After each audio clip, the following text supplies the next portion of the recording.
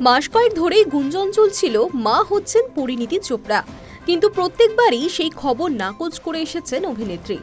যদিও সম্প্রতি কপিল শর্মার শোয়ে এসে অভিনেত্রীর স্বামী রাঘব চাড্ডা জানিয়েছিলেন সুখবর খুব শীঘ্রই দিতে চলেছেন। স্বামীর কথা শুনে চোখ বড় হয়ে গিয়েছিল অভিনেত্রীর।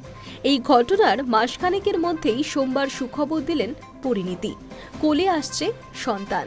অভিনেত্রী সোমবার ইনস্টাগ্রামে একটি ভ্যানিলা কেকের ছবি পোস্ট করেছেন। তার উপর লেখা 1+1=3। পাশাপাশি অভিনেত্রী লেখেন, আমাদের ছোট্ট পৃথিবী আসতে চলেছে, কতটা যে ধন্য ভাষায় প্রকাশ করতে পারবো না। 2023 সালের সেপ্টেম্বরে আম আদমি পার্টির সদস্য রাঘব চাড্ডার সঙ্গে বিয়ে হয় অভিনেত্রী পরিণীতি চোপড়ার। রাজস্থানের উদয়পুরে ঘটা করে হয়েছিল বিয়ের অনুষ্ঠান। এর 6 মাসের মধ্যে এক অনুষ্ঠানে কালো ঢিলে ঢালা পোশাকে পরিণীতির উপস্থিতি তার অন্তঃসত্ত্বা হওয়ার জল্পনা আরও উস্কে দিয়েছিল। কিন্তু সেই খবর শুনে খানিকটা ব্যঙ্গের ছলেই পরিণীতি জবাব দিয়ে লিখেছিলেন, কাফতান পোশাক মানেই অন্তঃসত্ত্বা, ঢিলে ঢালা শার্ট মানেই কি অন্তঃসত্ত্বা, আরামদায়ক পোশাক মানেই কি অন্তঃসত্ত্বা।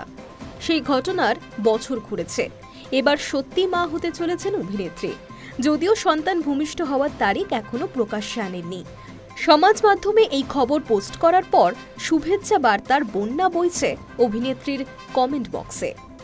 যদিও সম্প্রতি কপিল শর্মা শোয়ে এসে অভিনেত্রীর স্বামী রাঘব চাড্ডা জানান সুখবর খুব শীঘ্রই দিতে চলেছেন। Hi News network.